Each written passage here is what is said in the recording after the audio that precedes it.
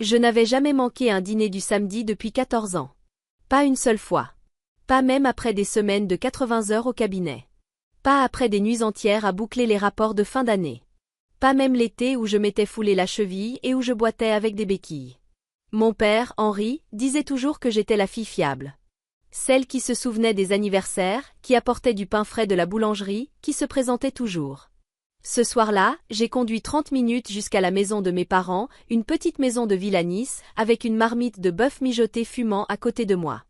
Je l'avais laissé cuire toute la journée comme mon père l'aimait. Du bœuf tendre, des carottes, des pommes de terre et beaucoup de vin rouge. L'odeur du thym et des oignons remplissait la voiture, m'enveloppant de souvenirs. Cette odeur signifiait toujours la famille. La lumière du Porsche brillait quand je suis arrivé. Une douce lueur ambrée se répandait dans le crépuscule, comme si quelqu'un m'attendait. Je me suis garé soigneusement, en évitant la place de Marc. C'est mon petit frère. Il revendiquait toujours la place la plus proche du portail. J'ai monté les marches en briques, la marmite lourde dans mes bras. Une routine bien rodée. Droite, gauche, pause sur la deuxième marche parce qu'elle bougeait. Je n'ai pas sonné tout de suite. Je tendais la main vers la poignée quand j'ai entendu mon nom. Mélanie ne dira rien. Elle ne refuse jamais à la famille. La voix d'Henri. Calme. Je me suis figée, les mains suspendues près de la porte. À l'intérieur, les voix résonnaient sur le carrelage. Ma mère, Jeanne, avait l'air inquiète. Mais 200 000 marks? C'est de la folie. Comment as-tu? Peu importe comment, coupa Marc sèchement. Ce qui compte, c'est de couvrir ça avant qu'il regarde de plus près. Puis la voix d'Henri, posée. On va s'en charger. Mélanie vient d'être promue. Analyste financière senior à Lyon. Elle doit gagner quoi, 140 000 maintenant? La marmite n'a pas bougé dans mes mains. Mais quelque chose en moi, oui.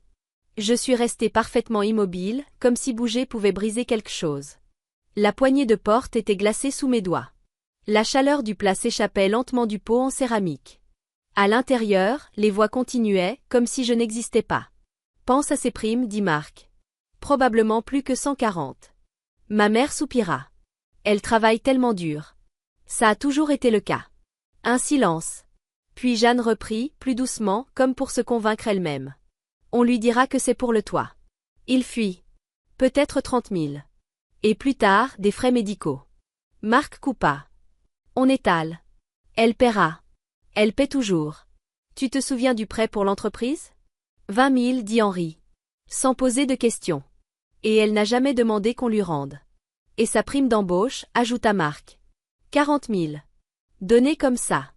Il eut un rire sec. Qui fait ça? Elle croit encore qu'on est une vraie famille. C'en est presque triste. Jeanne ne rit pas. Ne parle pas de ta sœur comme ça. Elle est naïve, maman. Elle croit qu'arriver avec un ragoût veut dire quelque chose. Je ne pouvais pas bouger. Ni même cligner des yeux. Je me voyais encore et encore, les bras chargés, le cœur ouvert, sans jamais soupçonner qu'on me vidait peu à peu. La voix d'Henri resta stable. On déteste lui mentir. Ce n'est pas mentir, répliqua Marc. C'est la famille. Son argent, c'est l'argent de la famille. Elle n'a ni mari ni enfant. Elle dépense ça pourquoi de toute façon? Ce fameux appartement? L'appartement pour lequel j'avais tout sacrifié. Celui qui donnait sur un grand parc, avec une porte qui se verrouillait. Le seul endroit qui m'appartenait vraiment. Elle ira bien, conclut Henri, comme un juge frappant son marteau. Elle gère toujours les choses. C'est comme ça qu'elle est.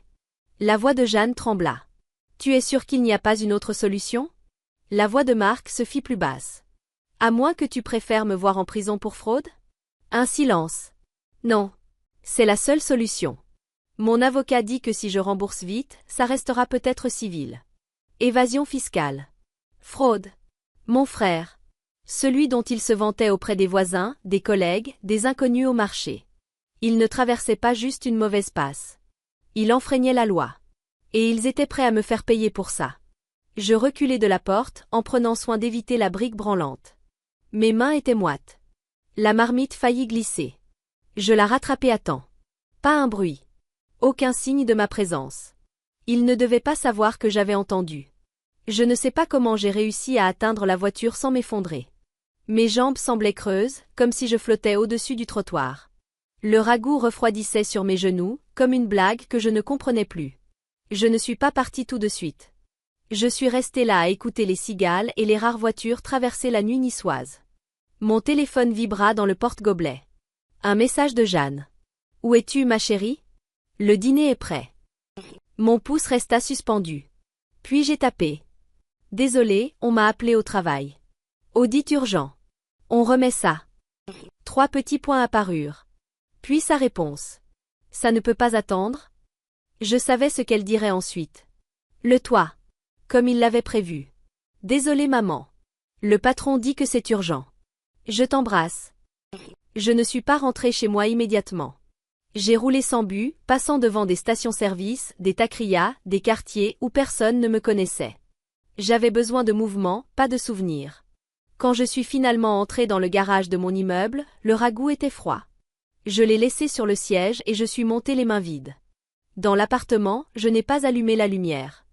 Je suis restée près de la fenêtre, à regarder les lumières de la ville trembler à travers les feuilles de palmier. Et quelque chose s'est fissuré en moi. Pas encore de la colère. Juste une clarté fatiguée. Je leur avais donné 40 000 l'année de mon diplôme, puis vécu de nouilles instantanées et de café. J'avais donné 20 000 à Marc quand son entreprise avait coulé. J'avais payé des anniversaires quand l'argent manquait.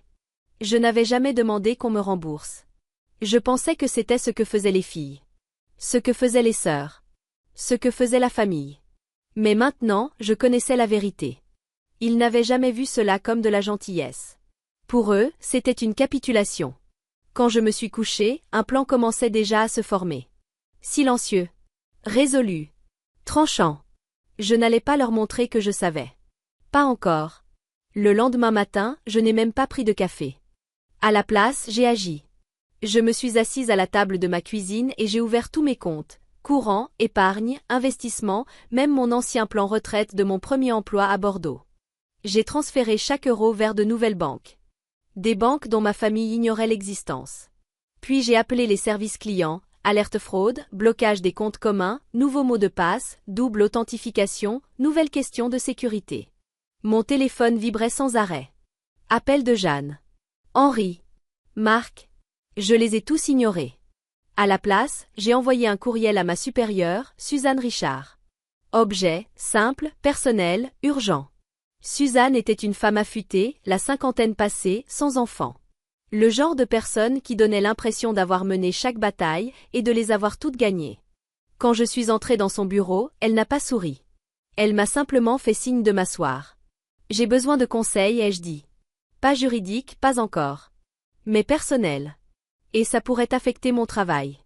Elle a hoché la tête. Continue. Je lui ai tout raconté. La conversation surprise derrière la porte. L'argent donné au fil des années. La fraude de Marc. Le plan qu'ils avaient préparé. Et mon propre plan, disparaître, au moins financièrement. Suzanne a écouté, les bras croisés, le visage se fermant un peu plus à chaque détail. Quand j'ai terminé, elle s'est penchée vers moi. Premièrement, vous gérez ça mieux que la plupart des gens.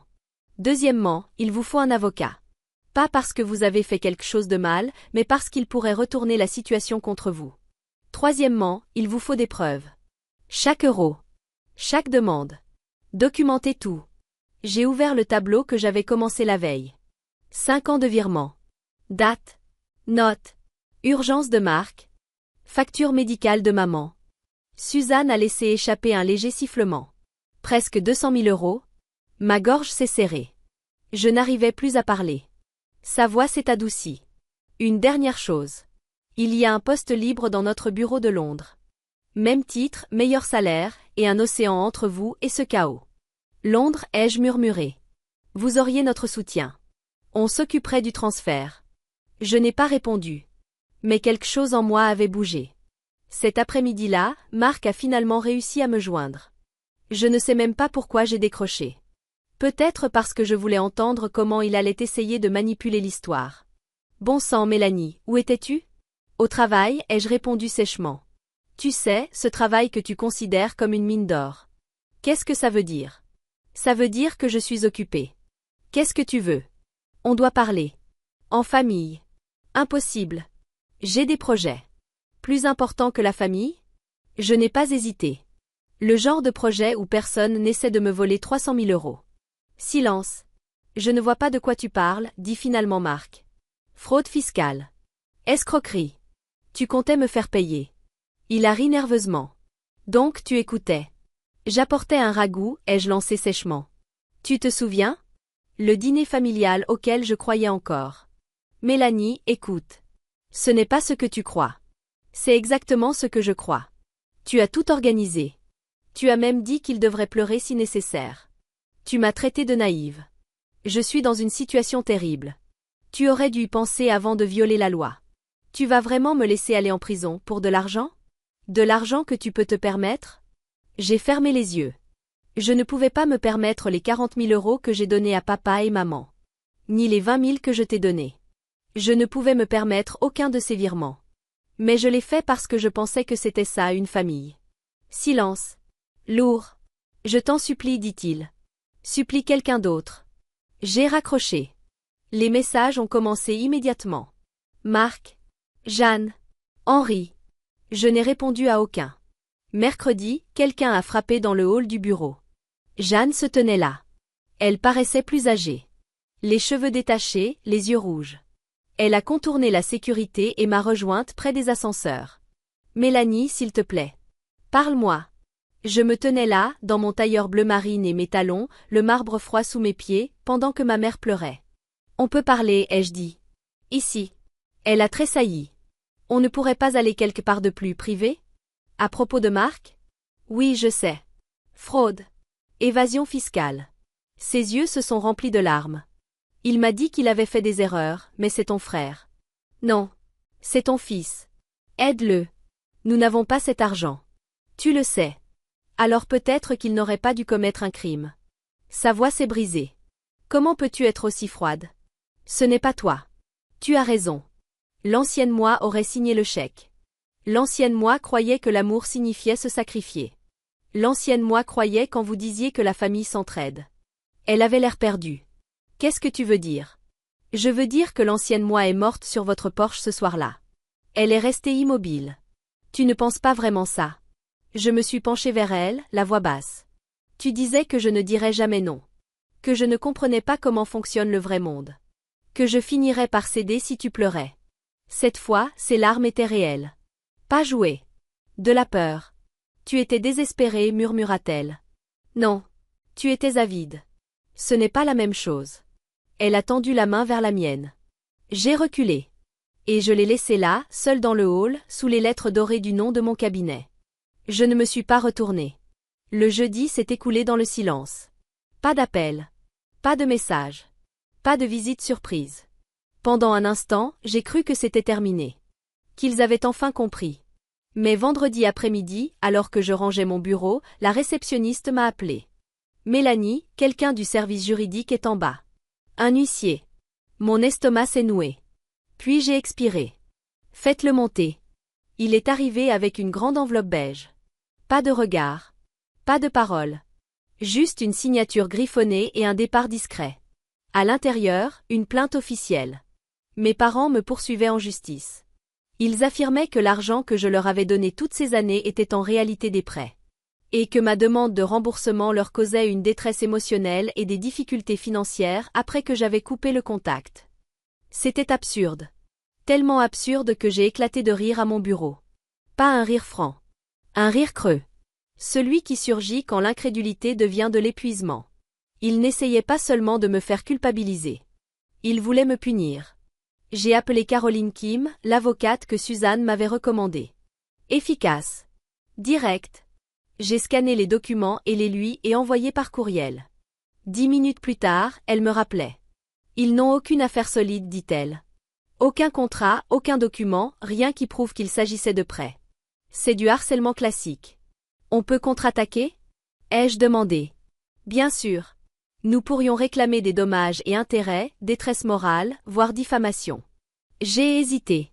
L'idée me donnait la nausée. Non. Je ne veux pas leur argent. Je veux juste qu'ils sortent de ma vie. Un silence. Puis la voix douce de Caroline. Je comprends. J'ai refermé le dossier, l'ai glissé dans mon tiroir et j'ai tourné la clé. Ce week-end-là, j'ai commencé à faire mes cartons. Pas seulement pour Londres.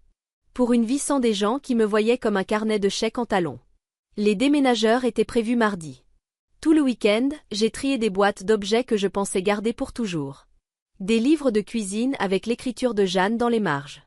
Des photos de fêtes encadrées où j'étais toujours derrière l'appareil. Je les ai emballées soigneusement. Puis j'en ai laissé la plupart derrière moi. Dimanche matin, Marc a rappelé. Le numéro était inconnu. Sans réfléchir, j'ai décroché. « Tu vas vraiment me laisser aller en prison ? » « Je ne te laisse rien faire, ai-je répondu. Tu y vas parce que tu as commis des crimes. Sa voix s'est brisée. Je peux tout perdre. Moi aussi, ai-je dit. J'ai perdu ma famille, ma confiance, la croyance que tu te souciais de moi comme d'une personne, et pas seulement comme d'un portefeuille. Silence. J'avais peur, murmura-t-il. Je ne savais pas quoi faire. Tu l'as planifié. Tu en as ri. Tu leur as expliqué comment me mentir.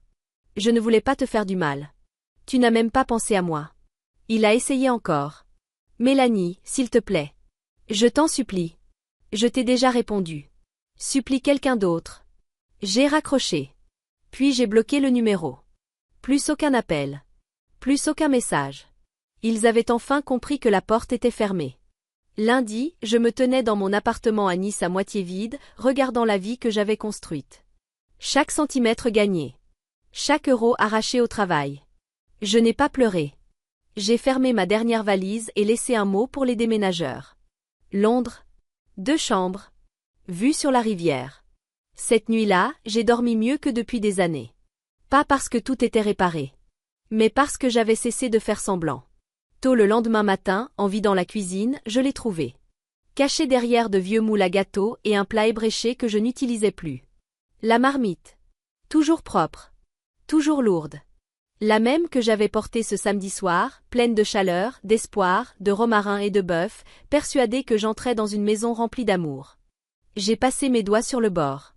Ce n'était que de l'acier et de l'émail. Mais d'une certaine façon, elle contenait tout. Tous les repas préparés. Toutes les chances offertes. Toutes les façons dont il m'avait vidé, en souriant. Je n'ai pas pleuré. Je l'ai simplement soulevé, me suis tournée, et je l'ai laissé tomber dans la poubelle de la cuisine. Le bruit métallique n'a même pas été fort. À l'aéroport, carte d'embarquement à la main, j'ai reçu un dernier message d'un numéro inconnu. Mais je savais qui c'était. Jeanne. Je suis désolée. Pas d'avoir eu besoin d'aide, mais de la façon dont nous avons essayé de l'obtenir. Tu méritais mieux. J'espère qu'un jour tu pourras nous pardonner. Je l'ai regardé longtemps. Puis j'ai répondu. J'espère qu'un jour vous mériterez le pardon. J'ai éteint mon téléphone et je me suis dirigée vers la porte d'embarquement. 6 mois plus tard, la nouvelle est arrivée par Caroline. Marc avait été condamné. 18 mois de prison fédérale. Fraude fiscale. Escroquerie électronique. Dissimulation d'actifs. Mes parents avaient vendu leur maison à Nice pour payer les frais d'avocat. Ils avaient quand même presque tout perdu. Ils vivaient maintenant chez ma tante dans le sud du pays. Je n'ai ressenti ni satisfaction, ni culpabilité, ni même colère. Ils étaient devenus des noms. Des personnes appartenant à une vie qui n'était plus la mienne. À Londres, le ciel changeait sans cesse. Gris, puis argenté, parfois presque lumineux. J'avais un appartement d'angle avec des murs de briques et une vue sur la rivière. Je m'étais fait des amis. De vrais amis. Des collègues qui m'appréciaient pour plus qu'une signature au bas d'un chèque. Parfois, les dimanches silencieux, je faisais encore un ragoût. Juste pour moi. Pas parce qu'il me manquait. Mais parce que je me souvenais de la femme qui croyait qu'apporter un plat chaud signifiait apporter de l'amour. Cette femme n'existait plus. À sa place se tenait quelqu'un d'autre. Quelqu'un qui savait qu'un amour sans respect est une dette déguisée. Que partir n'est pas abandonner. C'est se souvenir de qui l'on est. Et parfois, la seule personne qui se présente vraiment pour vous. C'est vous-même.